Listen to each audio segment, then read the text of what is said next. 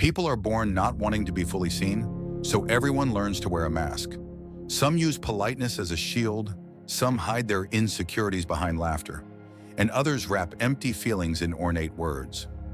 Every day, we live among these faces where everyone speaks, yet few truly listen. Everyone smiles, yet few are genuinely joyful. Understanding others doesn't require skill, it requires stillness. Stillness allows you to hear what lies between words, to see what hides behind the eyes. When someone talks a lot, notice what they avoid. When they are silent, observe what they are holding back. When they smile, see if their eyes truly shine. There's no need to doubt, only to recognize. Everyone is revealing themselves, though few are still enough to notice it. For the Stoic, reading people isn't a psychological game. It's a journey of awareness. The deeper we look into others, the more we recognize the nature of ourselves.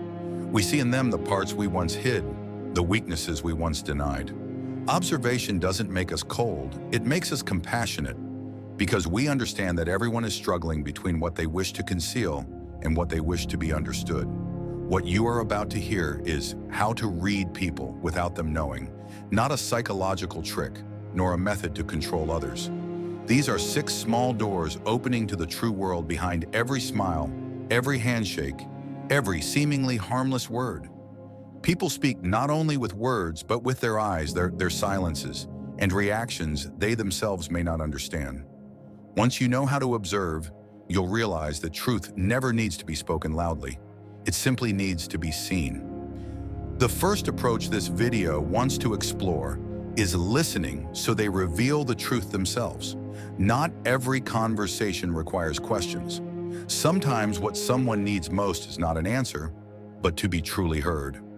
When we are fully present, not interrupting, not judging, not trying to prove we understand, the other person naturally lets down their guard. Truth doesn't like to be forced. It surfaces when there is enough quiet for it to breathe. Most people don't hide because they want to deceive, but because they fear being seen at their most vulnerable. They only share the safe parts of their story, keeping the rest to themselves. But when they encounter someone who sits quietly, meets their gaze without probing, listens without interruption, they begin to speak more than they realized. Not because they are persuaded, but because they feel safe. That calm presence allows the truth to flow out on its own, like water gently finding its way through a previously blocked channel. A Stoic understands that truly understanding others never comes from interrogation. We cannot force someone to be honest, but we can create the space that encourages honesty. Truth does not flourish under the harsh light of scrutiny, but in the silence between 2 calm minds. When we listen genuinely, we step aside from the self, stop seeking to respond, stop waiting for an opportunity to speak. We are there only to feel what is happening within the other. In that moment, we are no longer just participants in a conversation. We become a mirror, reflecting rather than reacting. Marcus Aurelius wrote, "No one can truly listen when their mind is full of their own words." And indeed, most people do not listen. They merely wait for their turn to speak. They listen not to understand, but to prepare a reply. But those who truly know how to listen are different. They treat conversation like a river. Let it flow. Do not stir it. When the water is still enough, the sediment settles, and the deepest truths reveal themselves. Listening is also a form of respect. By allowing someone to speak fully, we silently say, "I care more about your truth than my need to be heard." In a noisy world, such stillness is a rare gift. It allows the other person to realize they do not need to be defensive, nor to hide. And when they realize that, the truth feels lighter, less threatening. Understanding someone is not about seeing through them, it is about giving them the opportunity to see themselves. When we truly listen, we do not strip away their masks, we merely create the space for them to remove them on their own. Human truth cannot be forced, it can only be offered, and that only happens when they feel safe in our calm presence. Listening is not just an outward act, it is a practice for ourselves. Each time we allow ourselves a little more quiet, pause judgment for an extra moment, we expand the space of our mind. And within that quiet, we not only hear others more clearly, we also begin to hear our own inner voice with greater clarity. The second method to perceive a person's true nature is simple. Observe how they treat those who can offer them nothing in return. Human character rarely reveals itself when someone is being watched. It emerges when they believe no one is looking, when they no longer need to appear polite, to curry favor, or to impress. Their true self steps forward quietly, bare, and unconcealed. A person may be gentle with their superiors, humble with those in power, polite when under scrutiny. But watch them speak with a waiter, a janitor, or a stranger asking for help. Their tone, their pauses, the way they notice small details often speak louder than 1,000 words.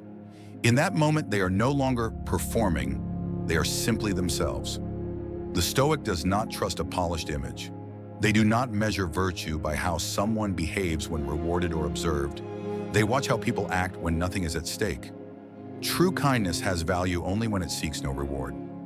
Seneca said, "No one can be called virtuous if they are only good in the presence of witnesses." Those with genuine virtue do not differentiate between high or low. In their eyes, dignity does not depend on status. They understand that everyone carries their own burdens, and sometimes a gentle word or a kind glance is enough to keep someone from despair. Conversely, those who belittle others often do so from fear. They seek a sense of power by making others feel small. Their rudeness is not strength, it is a fragile armor masking insecurity. The greater the display of grandeur, the smaller they appear to those who see deeply. Respect toward those weaker is not just a measure of compassion, it is a gauge of self-control. The uncontrolled lash out at those beneath them. The serene remain unmoved by status. They are kind not out of fear of judgment, but because kindness has become a reflex. They see a worker, not a title, a person striving, living, just as they do. Those who are good only when observed rely on others' eyes. Nothing is more fragile than a character that depends on an audience. When the audience leaves, there's nothing left to hold on to but emptiness. The Stoic lives differently. They act rightly not to be admired, but to avoid shame. They can stand before the powerful without bowing and speak to the humble with equal respect. In their eyes, no one is beneath contempt. Respect by its nature is not something we give to prove ourselves. It is a way to demonstrate that we remain human. To know someone's true character, do not look when they stand in the light. Look when it seems no one is watching. How they treat those weaker than themselves will tell you everything. Those who can maintain respect for someone unable to reciprocate have found true strength within themselves. The third approach is recognizing those who live in memory. Some people inhabit the present but remain trapped in echoes of the past. They speak in today's voice, yet respond with fears formed long ago. It's not that they wish to live in memory, but they haven't yet learned to let go. In their eyes, two layers of time overlap. The present they are trying to preserve, and the past they continue to carry. When someone shows anger, it's easy to think they are angry at us. But often we are merely a reflection of someone else's past experience. When they doubt, it isn't because we are wrong, but because someone once broke their trust. When they seek control, it isn't because they crave power, but because they have felt powerless in the past. Every present action can be an extension of an unhealed memory. Marcus Aurelius wrote, "No one can escape from themselves." The statement is simple, yet it is one of life's deepest truths. People may leave a city, a friend, or a memory behind, but they cannot leave the way that memory has been etched into their mind. Someone once betrayed will hear betrayal even in a sincere promise. Someone once demeaned will feel threatened even when praised. And so the past continues to live not as images, but as reactions. The Stoic does not blame others for this. They look through actions to see the fear driving them. They understand that those who hurt often do so not out of malice, but because they have not learned another way to exist. Understanding this does not mean accepting or tolerating. It means not being swept into the same cycle. When we understand the root of anger, we no longer need to be angry in return.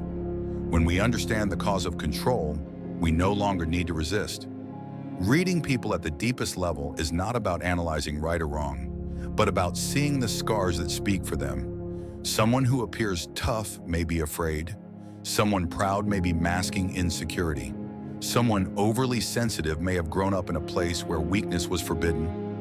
When we recognize this, judgment falls away, leaving only understanding. Observation then becomes compassion. No one can move forward while trapped in the past, but neither can they stand firmly without understanding what they carry. The Stoic does not erase memories. They place them correctly. They know every reaction is a mirror, and the most important question is not, who hurt me? But does this reaction belong to today or to an unclosed memory? Once answered, we begin to learn freedom. People say time heals all wounds, but time merely passes. Healing is our work. When we face the shadows of the past with courage, they lose power. If we avoid them, they quietly persist. And perhaps the greatest gift in understanding others is this: when we see their wounds, we also see our own. From that moment, we no longer seek to react. We simply remain calm, listen, and treat all with gentleness. For who among us does not carry parts of the past still living within? The fourth method is hearing the truth in someone's voice. Not all truths need to be spoken aloud. Some only need to be heard not with ears, but in the quiet of the mind. Amid countless words every day, what convinces us often lies not in the content, but in the rhythm of breath, in the subtle tremor of the voice, in the pauses between words. Words can be rehearsed, the voice cannot. It is the most honest mirror of the inner self, where what we try to hide speaks even without our awareness. When someone speaks, we do not just hear what they say, we hear which part of them is speaking. Some words come clearly from reason, others emerge from fear, from defense, from unhealed wounds. When words and mind are misaligned, the voice always betrays first. It falters, changes rhythm, or suddenly grows cold. In that moment, the body speaks for the mind. Marcus Aurelius wrote, "Truth does not need to be shouted, for it carries its own weight." Honest words are rarely loud or rushed to prove themselves. When someone strains too hard to be believed, it signals the unease stirring within. The Stoic listens not to detect faults, but to perceive. They measure truth not by words alone, but by the alignment of voice, gaze, and silence. When these three harmonize, it is a sign of a straightforward, sincere soul. The Stoic knows the body is the truest part of the soul. We can hide emotions in words, but not in the rhythm of our heartbeat. Fear shortens breath, deceit dries the voice, unacknowledged anger chokes the tone. Listening, therefore, is not just hearing words, but observing how a person exists within those words. Often, the truest message lies not in sentences, but in a slightly longer pause, where the speaker hesitates, as if they themselves just noticed a misalignment in their voice. Hearing others' voices is also learning to hear our own. When we speak against the conviction of the heart, the body reacts. Rhythm falters, eyes drift, chest tightens. These are signals of discord between reason and emotion. The Stoic does not shy away. They confront it, like looking in a mirror, asking themselves, "Why must I pretend?" Each time they ask, they grow a little more honest. Sometimes we are hurt not because others lie, but because they do not realize they are lying. They have believed their own illusions, and their voice trembles whenever that illusion wavers. The Stoic does not scorn this. They observe with the compassion of someone who understands that everyone has once trembled when speaking truths they were not ready to admit. When we listen quietly, not with ears, but with the mind, we hear what they do not know they are saying. Among 100 sounds, there is always one most authentic, the sound of the inner self. It is quiet but deep, subtle but lasting. If we hear it, we not only understand others more, but live more genuinely ourselves. The most important lesson the voice teaches is not how to detect deceit, but how to live honestly. Once we are attuned to the shifts in others' voices, we no longer wish to hear the same shifts in ourselves. Each word becomes slower, simpler, more genuine, as if we want every sentence to carry the weight of the soul, not the ego. The fifth method is seeing character in the dark. Light encourages good behavior, but darkness reveals true character. When someone is being watched, they know how to smile, control their tone, choose words carefully. But when the external gaze disappears, no audience, no applause, no reward, the character speaks for itself. In that darkness, all moral veneers fall away, leaving the raw self facing itself. Some are only good when observed. Morality is a performance for them. They act rightly under scrutiny, but relax once the light is gone. Others, even when unseen, choose integrity not out of fear of judgment, but to maintain peace within. This is the delicate but decisive line between form and virtue. One lives to be respected, the other to avoid shame. Darkness is not something to fear. It is where performance stops. Without external light, internal light finally becomes visible. If the soul is a lamp, then how we act when no one is watching measures whether the lamp shines from conviction or from attention-seeking. Some shine brightly in the crowd but go dark in solitude. Others remain quietly luminous, preserving their light without letting darkness consume their dignity. The Stoic belongs to the second group, choosing inner light rather than waiting for the spotlight. Doing what is right when no one is watching is the act of a free person. No one controls, judges, or rewards them, yet they choose the right path. They need no laws to restrain them. Conscience is law enough. They need no recognition, for they are confident in their own equilibrium. Such a person neither seeks praise nor fears criticism. They live in the quiet of self-respect, where light does not require an audience. Today, the world seems to have forgotten the value of darkness. Everything must be seen, recorded, shared. People do good, but only if it is documented. True kindness has become rare, not because it has disappeared, but because it is unnoticed. It exists in moments without cameras. The janitor collecting trash at night, the clerk quietly returning a lost wallet, the driver returning a forgotten item after hours on the road. These small acts are silent, yet their power surpasses any lecture. Darkness does not make people worse. It reveals who they truly are. When there is no one to witness, we begin to live with the most authentic parts of ourselves. And then, even if the world misunderstands, forgets our name, or turns away, we remain at peace. Because we know we do not live to be seen, we live to never bow to ourselves. Emotions don't lie, and they can reveal truths about people even when they aren't aware of it. Emotion is humanity's oldest language, and it rarely knows how to pretend. A person can hide thoughts with words, but they cannot hide the heart in its rhythm. Someone may speak calmly, yet their palms are sweaty. Someone may smile, yet their shoulders tense ever so slightly. Someone may say, "I'm fine," but their eyes have long been cast downward. In every conversation, emotions are present not in the words themselves, but in the pauses between them. Each person carries their own rhythm, not the rhythm of speech, but the rhythm of the soul. It pulses quietly beneath every story, sometimes rising unexpectedly like a drum beat in the night. When something touches the deepest part of them, that rhythm falters, accelerates, or hesitates just a bit. If we observe closely, we realize that in these moments, the true person is revealed. Emotions never lie. They cannot stage a performance. When we fear, our breath shortens. When we are angry, our voice roughens. When we love, our eyes change even if we try to hide it. These subtle reactions, so small they often go unnoticed, act as mirrors reflecting what reason cannot conceal. And if you want to understand someone, watch where they lose control, not where they try to appear composed. Those who become overly joyous at praise have often been unrecognized before. Those who fear criticism may have been humiliated in the past. Those who cannot bear silence have often endured too much loneliness. And those most vulnerable are often those who have been forced to be strong for too long. Emotions, if listened to, tell not only of the present, but also of the history of the soul. The Stoic does not deny emotions. They learn not to be led by them. To them, emotions are information, not orders. When angry, they do not need to shout. When afraid, they do not need to flee. When sad, they do not need to feign joy. They simply pause and observe.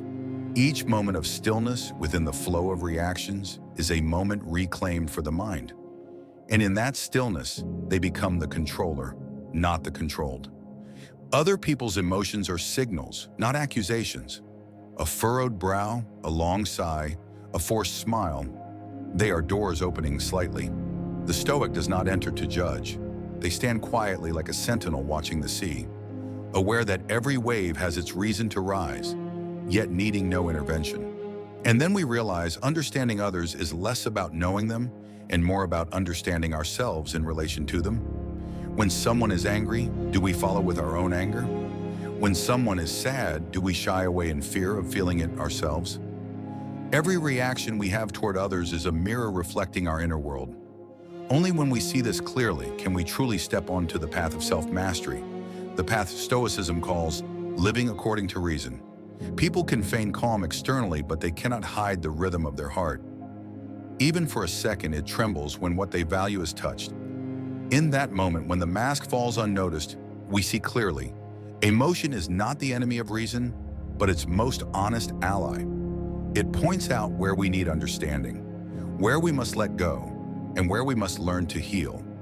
Understanding people has never been difficult. The challenge is keeping our own mind calm when we see what we would rather not. Every person is complex, wears masks, and struggles to survive in their own way. But if we observe with goodwill rather than suspicion, we see that behind every distance lies a fear. Fear of being hurt, fear of being misunderstood, fear of not being loved. Seeing this, judgment naturally dissolves, leaving only calm comprehension.